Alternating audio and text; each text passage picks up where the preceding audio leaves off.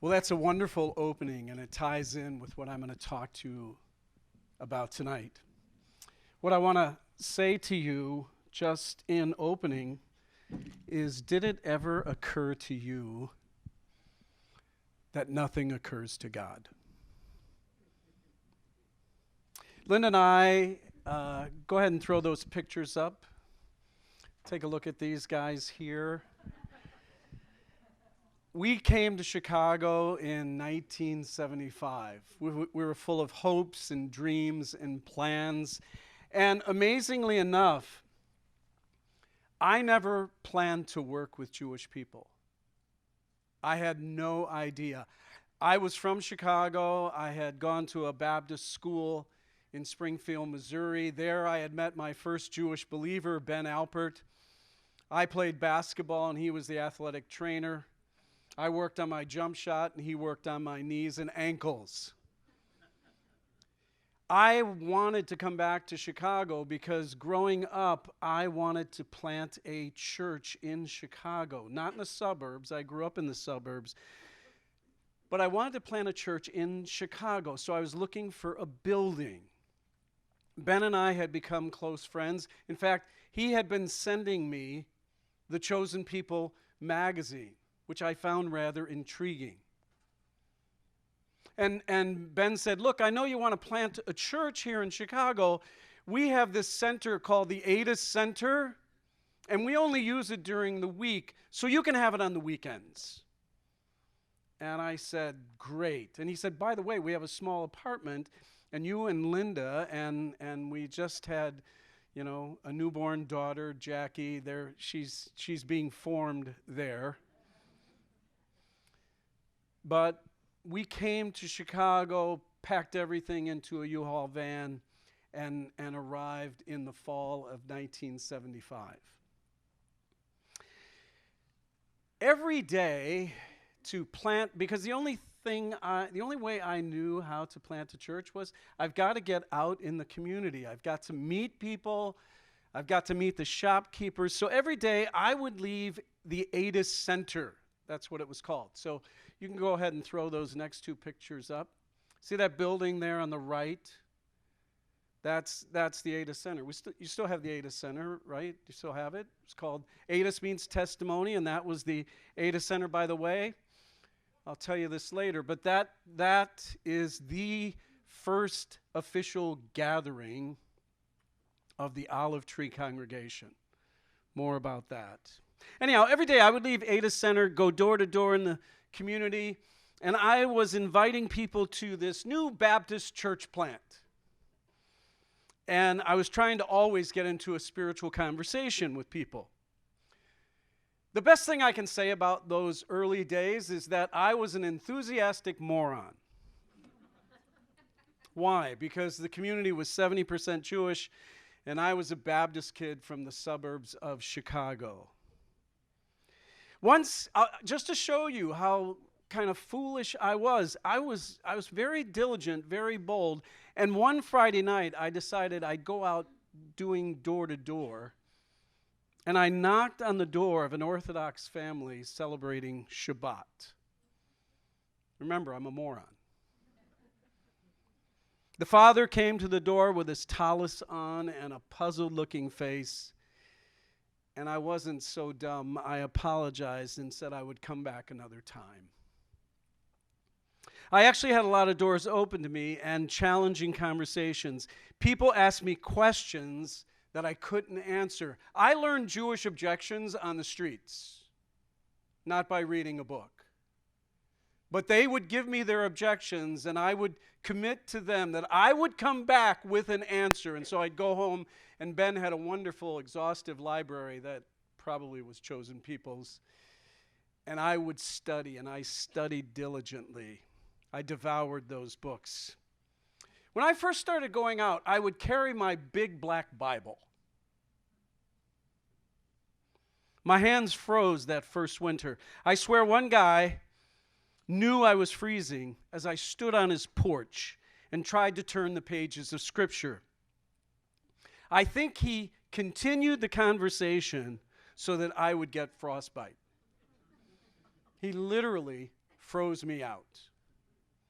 After a while, I stopped carrying my Bible. If someone opened their door to me and was willing to discuss the Messiah, I would ask them to get their bar mitzvah Bible.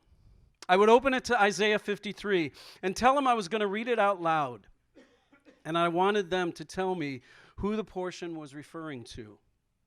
Most of them had never read it or even heard of it because it's not included in the synagogue readings. Many were shocked and couldn't believe it because it so clearly identifies Jesus. Some of them went to their rabbi looking for an explanation. 6 months later, two things happened. I realized that a Baptist church wasn't going to work. Secondly, I realized that I loved the Jewish people. Paul's words resonated in me. My heart's desire and prayer to God for Israel is that they might be saved. I shared my burden with Ben and asked about the possibility of joining, at that time, ABMJ, American Board of Missions to the Jews. Ben said that's what he had been praying for, sneaky Ben. Harold Sevner flew out and interviewed me. I agreed to join the mission with the only request that I be allowed to continue evangelism and teaching. Harold said, that's why we're hiring you. In 1978, ABMJ sent Roy Schwartz to Chicago for the Jewish Studies program at MBI and to work part-time with me. After a few months of working together, I knew I had found a partner. I proposed to Roy that we plant a Jewish-oriented church. He said, "What's that?" I told him I wasn't sure, but we'd figure it out. He cautiously agreed to be the pastor. We planted Olive Tree Congregation in the fall of 1978. The first 5 years of the Olive Tree were some of the most fruitful of my life. People literally, during those days, people would call the office and ask if they could speak with us, if we would come and visit them. I remember Roy saying one day, we were getting phone calls all the time, and Roy turned to me and he said, "The fish are jumping in the boat, John." Let me finish before we get into the message itself about God's faithfulness to Israel, past, present, and future. Let me just tell you 3 snippets, and I literally could talk to you all night about those days.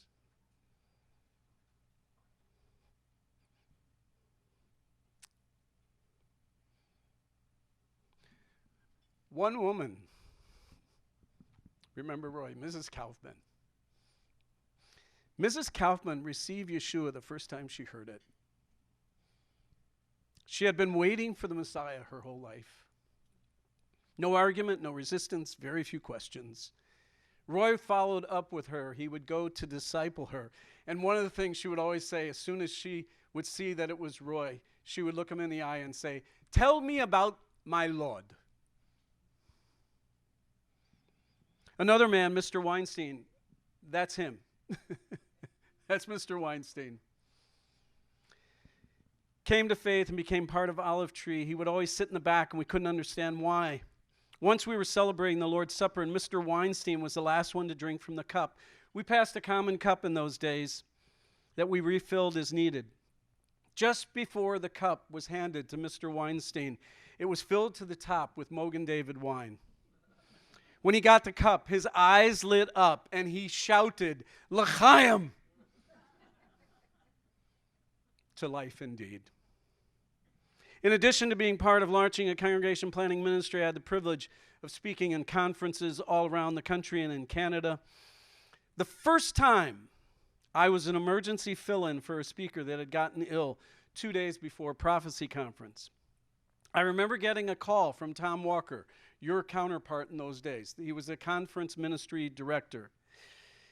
He asked me if I could speak on prophecy. I said, sure, even though I had never taught on prophecy before in my life. I would have to give 5 different messages twice over a period of 8 days. He asked me what my titles were, and I asked what were the titles of the man I was replacing. He told me, and I said, I'll go with those. I took 2 suitcases with me. One was filled with clothes, and the other was filled with books.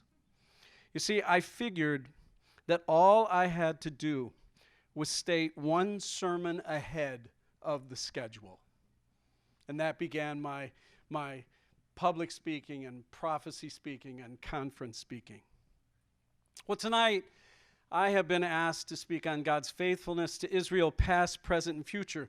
When Rich first told me that, I thought, why don't we just throw in a couple of the attributes of God? You know, and let's just cover everything tonight. Lamentations 3:22 and 23. The steadfast love, you see that? You see those words, steadfast? That's the word chesed. The steadfast love of the Lord never ceases. His mercies never come to an end. They are new every morning. Great is your faithfulness, O Lord. Let me begin with some explanation. 3 questions. The first question is, why Israel? Why Israel? Whenever you talk about Israel, you have to begin with God. Don't call them the chosen people. They're God's chosen people. There's no chosen people without God. It is God who forms the nation, beginning with a call to Abram out of the Ur of the Chaldees, whose father, the Mishnah says, was an idol maker. It was God who gave a miracle child named Laughter, Isaac, to Sarah when she was 90 years old. It was God who chose Jacob over his twin brother Esau. It was God who gave Jacob 12 sons who became the 12 tribes of Israel. It was God who protected the 75 descendants of Jacob, plus Joseph and his sons, so that the family could grow to a nation numbering 2 million in the only nation besides them that didn't intermarry, the land of Egypt. Moses led them out of Egypt, and Joshua led them into the promised land. Down through history, God and the Jewish people are inseparably linked together. They are the chosen people because God chose them. I want to just tell you something. God doesn't have any people that belong to him that he hasn't chosen. In Deuteronomy 7, Moses has Israel gathered before him, and he says, "The Lord did not set his affection on you and choose you because you were more numerous than other peoples, for you were the fewest of all peoples. But it was because the Lord loved you and kept the oath he swore to your ancestors." They were not chosen to be a collectible. They were chosen for the second greatest mission in the history of the world, to bear the message of the one true God, and to be the means by which God would bring about the redemption and the restoration of the world through the Messiah. Next, what does it mean to be faithful? It's very simple. It means that God will be faithful to keep his covenant promises, and he will keep them because of his steadfast love. This Hebrew word, chesed, describes God's relationship with Israel. And in what we call the Old Testament, the word is used over 250 times. It generally gets translated as loving kindness. But loving kindness doesn't begin to capture the depth of the meaning of chesed. The Greek word that's often compared to chesed is agape. But Paul has to spend an entire chapter, 1 Corinthians 13, to adequately get to the depth of chesed. I think the best way to describe chesed is sticky love. It's the sort of love you can't shake off. It sticks to you through every high and low, every success and failure, every malfunction and sin. It's the kind of love that we're supposed to have for each other and even for our enemies. Chesed describes God and his relationship with the descendants of Abraham, Isaac, and Jacob. The theme of the book of Hosea is God's steadfast love for Israel in spite of her continual unfaithfulness. Vividly depicted by Hosea's marital experience. Hosea is told to marry an unfaithful woman, just like God was married to Israel, even though she was unfaithful. Just like Hosea's experience, God has made a promise of love to Israel, and he will be faithful to keep it according to his promise. Finally, who is Israel? And these are distinctions that most people don't understand. Most Christians don't even understand these distinctions. There are actually three answers to the question of who is Israel. First, they are all the people of a certain group who have descended from or have attached themselves by covenant to Jacob and his 12 sons. In the Bible, they are called Israelites in the Old Testament and Jews in the New Testament. Since 70 AD, they have been dispersed to the nations of the world. This is physical or national or natural Israel. Second, Israel is a land. It's a land that God has given to the descendants of Jacob, whose name was changed to Israel. Joshua led the 12 tribes in what Dietrich Bonhoeffer called the only holy war in history, to conquer the Canaanites and establish a home for the covenant people of God. And then third, they are a remnant of true believers who love the Lord their God with all their heart and soul and mind, and who love others. Romans 9:6 says, "For not all who are descended from Israel are Israel." This is important, especially when you're talking about God's faithfulness. What does this mean? It means the real Israel is contained within the natural Israel. To put it another way, spiritual Israel is contained within physical Israel. Romans 9:1-6 explains this so well. Here's what Paul says. Even though the nation was chosen as a nation to be a vehicle to transmit the scriptures, to carry the message of the one true God and his laws, even though the nation was chosen to be a witness nation and give birth to the Messiah, the choosing of the nation as an entity does not mean that every individual within that nation was also chosen to salvation. So the fact that many individuals who are part of the nation don't believe doesn't cancel the promises, because God never intended in his sovereignty that every descendant of Jacob would believe, but that within physical Israel there would always be a believing remnant. That's the subject that Paul tackles in Romans 9, 10, and 11. The real Israel is the Israel of faith, and throughout all of history, all of the history of Israel, there have been unbelieving Jews and always a believing remnant. And I just want to show you, I want to demonstrate it to you in your midst. If you're a Jewish believer here tonight, stand up, would you please? You know what you're looking at? I want you to know what you're looking at. You're looking at the remnant. And there's always been this remnant. It breaks my heart.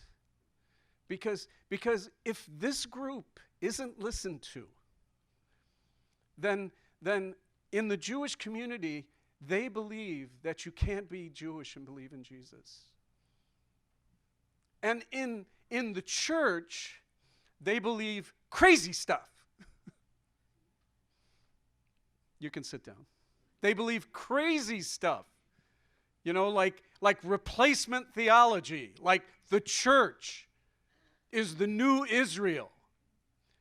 And you want to know why this mishigash, you want to know why this craziness comes up, both in the Jewish community and in the church? Because this group needs to have a voice.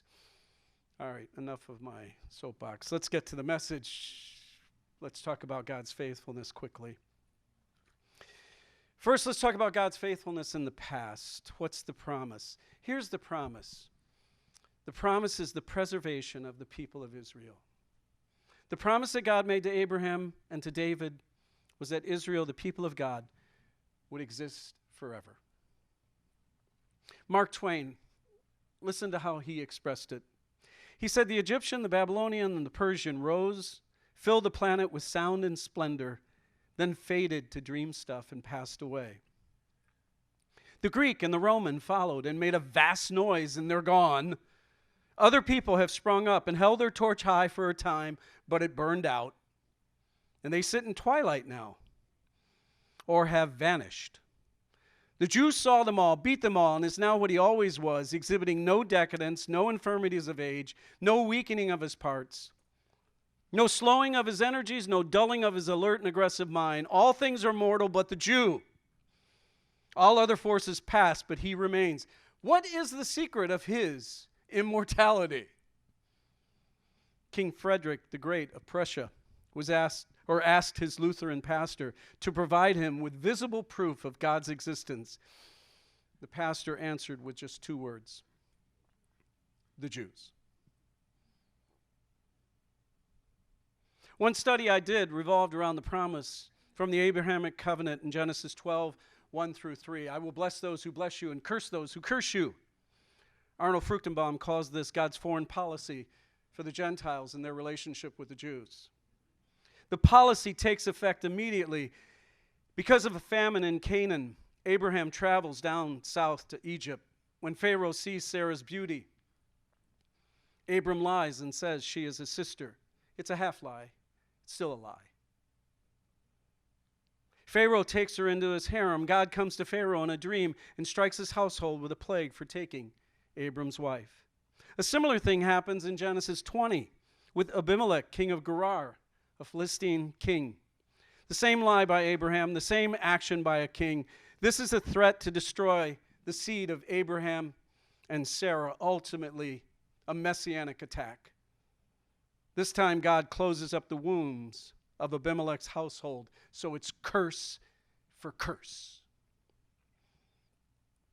Jacob goes to get a wife from the daughters of his uncle Laban. Laban is not a worshiper of God and a very unethical man.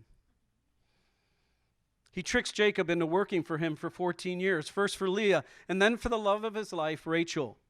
In spite of Laban's deception, the Lord blessed Laban because of Jacob's management, and he recognized it. When Jacob wanted to go, he said, no, you can't go. You've made me rich. God blessed this very ungodly, unethical man. In the same way that Laban was blessed by Jacob, Potiphar, an Egyptian official, was blessed by Joseph. Genesis 39 says, from the time he put him in charge of his household and of all that he owned, the Lord blessed the household of the Egyptian because of Joseph. The blessing of the Lord was on everything Potiphar had, both in the house and in the field. Well, if Genesis is about individuals, Exodus is about nations, but the principle still applies to nations. In fact, I think it's the guiding principle. If you want to understand the history of the world, it really revolves around this principle: I will bless those who bless you and curse those who curse you. Joseph helped Egypt become a powerful nation and avoid a disaster during a famine. But in Exodus 1, it's 400 years later, and a new king arose in Egypt who did not know Joseph. He saw the numbers of Israel and he was afraid. It's always amazing to me that anti-Semitism always starts in fear. He saw the numbers, and so he attempted genocide by drowning the baby boys. Later, at the conclusion of a contest between Moses and Pharaoh, the firstborn sons of Egypt were put to death in the 10th plague. Later, after letting the nation go free, Pharaoh recanted his decision and sent the army after Israel to bring them back into slavery. Remember, they gave chase in the middle of the night. Israel was backed up against the Red Sea with nowhere to go. Moses stretched out his staff across the Red Sea, and the waters walled up on both sides. The Jewish people, the Israelites, walked through on dry ground. The soldiers of Egypt, the men, the boys who had escaped the night of Passover, they too entered into the sea. And just as they were all in the sea, God drowned the sons of Egypt, just as they had drowned the sons of Israel. A great drama and soap opera is found in the book of Esther. A high official in the Persian kingdom named Haman hates Mordecai the Jew. He wants him dead. Like Egypt, he also seeks the genocide of all the Jews. Esther courageously intervenes, and Haman is hanged on his own gallows. Likewise, on the day that could be called National Kill a Jew Day, the Jewish people are allowed to defend themselves. They mobilize and kill many of their enemies. The story is now celebrated in the spring of the year in the festival called Purim.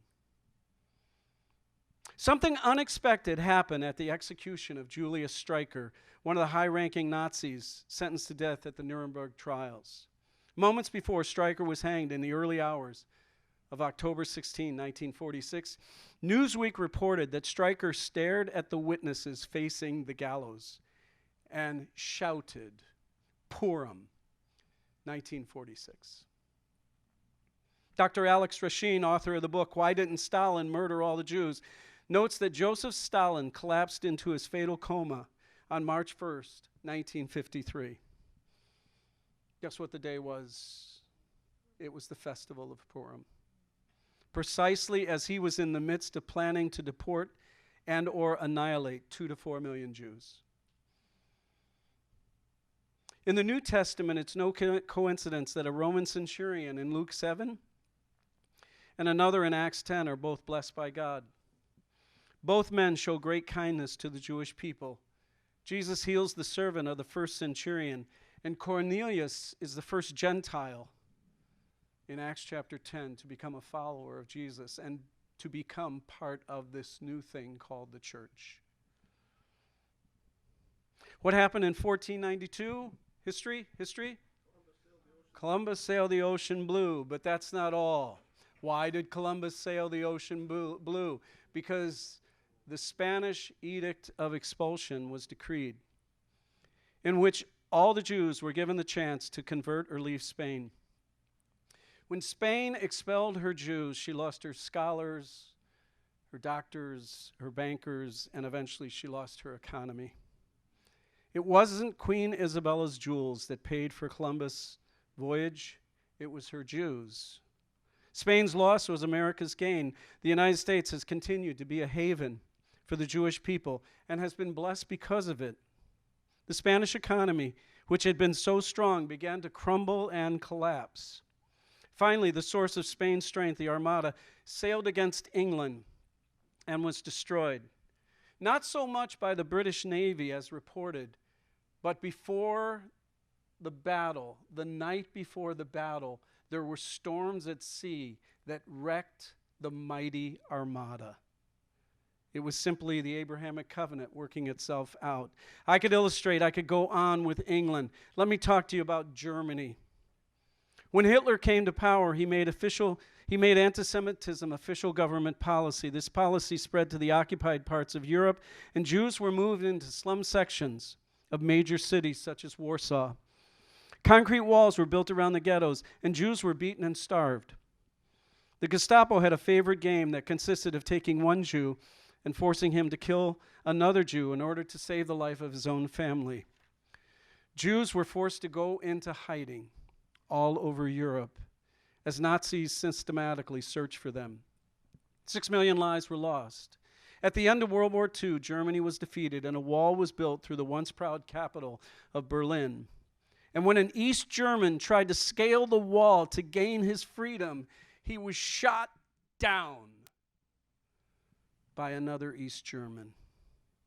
And to this day, Nazi war criminals, old men, are still in hiding as Jews search for them for their crimes. The Arab states declared war on the tiny nation of Israel and vowed to push them into the sea and force them to swim back to Europe. Following the 6-day war, the Egyptians went swimming in the Suez Canal. The anti-Semites should know that it will never work to take away Jewish wives, to kill Jewish sons, to declare war on the Jews, or to make anti-Semitism official government policy. There's only one method that will work to destroy the Jews. And it's found in Jeremiah chapter 31, verses 35 through 37. It's God's formula. Here's what he says. You want to stop Israel? Stop the sun from coming up. Stop the moon from coming out. Take a ruler and measure the length of the heavens and the foundations of the earth. And if you can do that, God says, I will cast off Israel for all that they have done. Well, that's God's faithfulness in the past. The Jews are still here, and they will be here because of God's faithful promise to them. God's faithful promise in the present. What's the promise? Here's what he promised. the restoration of the land. Israel is called the promised land. Who made the promise? God. Who was it promised to? Abraham, Genesis 15, Isaac, Genesis 26, Jacob, Genesis 28.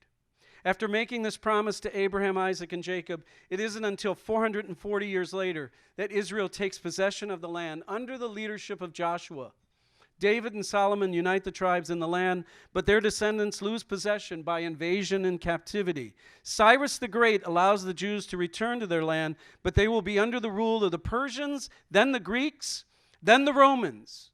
In 70 AD, after a revolt against Rome's authority, Jerusalem is sacked, the temple is destroyed, and the people are dispersed. After the exile by the Romans at 70 AD, the Jewish people migrated to Europe and North Africa, eventually spreading around the world in what is called the diaspora, which lasted 1900 years. Now listen to this, because this is amazing. Between 250 CE or AD and 1948, a period of 1700 years, the Jews were expelled from more than 80 countries. That's a new country approximately every 22 years. To provide a few examples, the Jews were expelled from England, France, Austria, Germany, Lithuania, Spain, Portugal, Bohemia, and Moravia. Sounds like a Groucho Marx. I wouldn't want to be part of a country that would have me as a citizen, right? That's like an old joke. Just time after time, history shows that a people expelled from its land assimilate into a new land within 3 or 4 generations. How is it possible that the Jews have continued to survive as a distinct nation for over 2,000 years, and this despite not 1 but 80 expulsions? Scripture predicts that the Jews will be expelled from the land of Israel, which will then become barren and desolate, but that the Jews will later return to Israel. Both parts of this prediction fly in the face of the norms of world history. Ezekiel 36:24. Listen to what God said a long time ago through the prophet Ezekiel. For I will take you from among the nations to which you have been dispersed, gather you out of all countries, and bring you into your own land. The return of the Jewish people to their ancestral homeland after 1900 years is unprecedented in history and can only be described as miraculous. Charles Krautheimer in the Weekly Standard, May 11, 1998, listen to what he says. Israel is the very embodiment of Jewish continuity. It's the only nation on earth that inhabits the same land, bears the same name, speaks the same language, and worships the same God that it did 3,000 years ago. You dig the soil and you find pottery from Davidic times, coins from Bar Kokhba, and 2,000-year-old scrolls written in a script remarkably like the one that today advertises ice cream at the corner candy store. Not only have the Jews returned to their homeland, the achievement of the Jews of Israel since the establishment of the modern state of Israel 71 years ago is beyond the norm also of reason or logic. It's the 100th smallest country, about the size of New Jersey, with less than 1/1000% of the world's population. Yet it boasts accomplishments that have changed the world. If you use a cell phone or a microchip, voicemail technology, or instant messaging, you have Israel to thank. They have the highest ratio of cell phones, and if you've been to Israel, you know that's true. Biotech startups and university degrees in the world. All of Israel's successes have been accomplished while engaged in intermittent wars with an implacable enemy that seeks its destruction, and an economy continuously strained by having to spend more per capita on its own protection than any other country on earth. Truly, God is faithful. I hope you're getting the impact. You know, when I told them at the table when I was preparing and studying for this, there were times I would have to stop and just weep at God's faithfulness. Truly God's faithful. He's been faithful throughout history to preserve his chosen people. His faithfulness is seen in the 20th and 21st century in the modern state of Israel, and he will be faithful to them in the future. Let's talk about the future. God's faithfulness in the future. What's the promise? What's the promise? Well, here it is. What Israel's really been waiting for all this time. It's the redemption of the nation of Israel. God not only promised to restore the people to the land, he also promised to establish the kingdom and a king who would sit on that throne forever. The restoration of the kingdom to Israel is the principal theme of the prophets of Israel. With one voice, they look forward to a great day coming when the Messiah will rule the earth from Jerusalem. The nation was so aware of this promise that at one point in the ministry of Yeshua, after he fed the 5,000, they were intent on taking him by force to make him king. Even after the crucifixion and resurrection, the disciples were still thinking kingdom thoughts. In Acts chapter 1, verse 6, their question is, Lord, is it at this time you are restoring the kingdom to Israel? They were still looking for the kingdom that had been promised to them. After a brilliant treatise on justification, sanctification, and glorification, Paul closes Romans 8 with the absolute promise that nothing can separate us from the love of God, not height, not depth, nor any other creature. We are secure. Well, if we're so secure, what about Israel? Weren't they secure too? Didn't God promise to be faithful to them? And so Paul spends 3 chapters to dig into the history of Israel, their present status and their future salvation. In Romans 11, he explains that in this present age, this age in which we're living, Israel as a nation has been partially, just partially, the remnant is still here. Partially and temporarily, not permanently, temporarily blinded to the message of Jesus as Messiah. There will be a remnant who believe, Messianic Jews, but a majority who don't. Most of the Jewish people will stumble over the stumbling stone. Their rejection of the gospel will bring the message of salvation to the nations. If you're a Gentile here tonight, I should have you stand, but that's just the rest of you. Do you understand? Do you understand that they stumbled?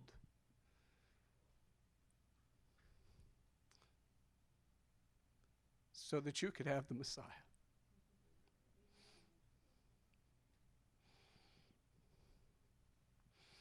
But then he asks an important question.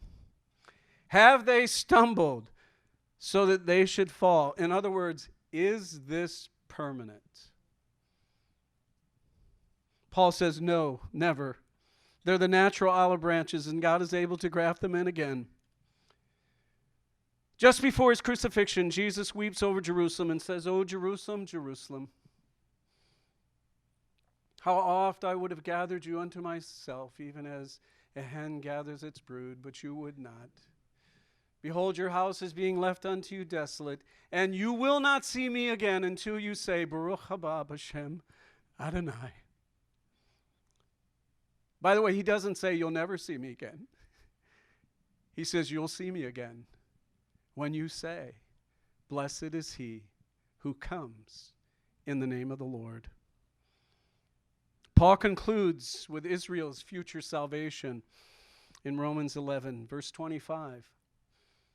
He says, "For I do not want you, brethren," he's talking to the church, to Gentiles mostly, "to be uninformed of this mystery, so that you will not be wise in your own estimation." Don't be proud. The grace that you received has come at a great price, and you did nothing to deserve it. That a partial hardening has happened to Israel until the fullness of the Gentiles has come in. And then verse 26. "And so all Israel will be saved. The deliverer will come from Zion. He will remove ungodliness from Jacob, and this is my covenant with them when I take away their sins." You see what happened there? You catch that? The remnant, did you catch that? You know what's going to happen on that day? the remnant and the nation are going to come back together. Rich, all of the Jewish brothers and sisters that you're praying for, that today seem like enemies, they will be one with you again. One of the things I love about Jewish believers is their burden for their brothers and sisters. They have a deep, I've never met a Messianic Jew that wasn't deeply burdened for the rest of the Jewish people. You know, the first time Jesus came, he rode into Jerusalem on a donkey and was meek and mild and lowly of heart. The next time he comes on a white horse as a conquering king. I was in Israel once leading a tour. I was talking to an old Jewish man. We were talking about the Messiah.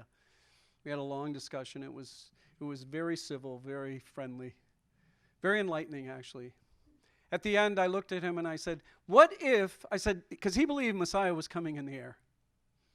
I said, what if when Messiah comes, it's Yeshua?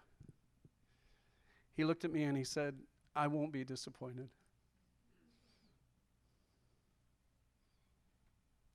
As a young man, Jim Wilder, let me close now. As a young man, Jim Wilder spent one summer working at a camp that often saw people from the inner city of Chicago come to the country to gain a different perspective on life. One inner city group that came there was comprised entirely of senior citizens. Here's Jim's narrative. One older lady came to my attention when we took the campers for meals. It was a practice at this camp to have 2 lines at mealtime. Those seniors who needed a walker to get around got the short line by the door. Everyone else was in the other line. Our first meal of the week, the lady I noticed rushed ahead, knocking over people with walkers, until she reached the front of the line, where she pushed at the door. I reprimanded her. She obviously could walk fine and should be in the other line. But it was as though I and my words to her didn't even exist. She stared ahead, demanding food, and rushed through the door the second the staff opened the lunch line. The surprised staff jumped out of the way while she grabbed food and devoured it before anyone else could eat. This happened at every meal, and the only way to manage the situation was for the counselors to form a human shield in front of the Walker Brigade before she could knock them over. To make matters worse, this woman stunk, and she could be smelled from quite a distance. She absolutely refused to take a shower. Within a few days, the female counselors could take the stench no longer, so a group of them forcibly dragged her into one of the shower stalls. The fight and noise could be heard all around, but the campers and the staff were grateful for the results. Another camper who drew my attention was an elderly man who was poised, dapper, and highly educated. He spoke at least 17 languages, and he spoke to me thoughtfully and intelligently about many subjects. One evening, I sat down with him on a hilltop at the camp as he explained the differences between Hungarian and other languages. As we spoke, the annoying woman walked by, and I mentally noticed I could not smell her this time. I took the opportunity to comment on how she had become the bane of the camp, had been wreaking havoc all week. That's my wife, he said, quietly. I was shocked and speechless. This was beyond belief, and I was embarrassed by my comments. The old man looked at me a moment, then turning his arm, held out his left hand. I stared a few moments until he pointed to a long number tattooed there. We were both in Nazi concentration camps, he explained. She was once a concert pianist.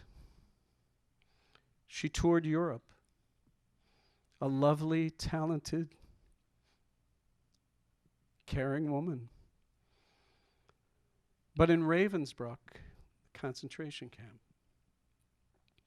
They cut away her brain, a piece at a time, without anesthesia. I was in Auschwitz. When I found her after the war, she was like this. We sat in silence, and I stared at his arm. After a bit, he said, "People say I should put her in a home, but I just can't do it. I remember her." Almost 30 years had passed without improvement. As I sat thinking, my mind flashed on the camp showers in a large room with shower heads all around. They looked like the pictures I had seen of the so-called showers, where Jews were gassed. I thought about the lines for meals. I thought about the glazed look in the eye and the constant panic that she lived with. Then there was this quiet man sitting by me on a hill. The old gentleman knew the talented pianist. He loved her with that enduring love called chesed.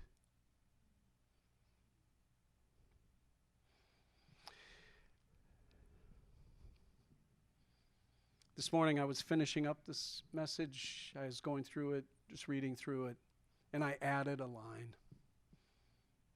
Here's the line I wrote in. Sometimes the bride of Christ forgets that she has a Jewish mother-in-law. But her husband and her son always remember who she is. Paul closes, and so do I. Oh, the depth of the riches, both of the wisdom and the knowledge of God. How unsearchable are his judgments, and his ways beyond finding out. For who has known the mind of the Lord, or who became his counselor, or who has first given to him that it might be paid back to him again? For from him, and through him, and to him are all things. To him be the glory forever. Amen.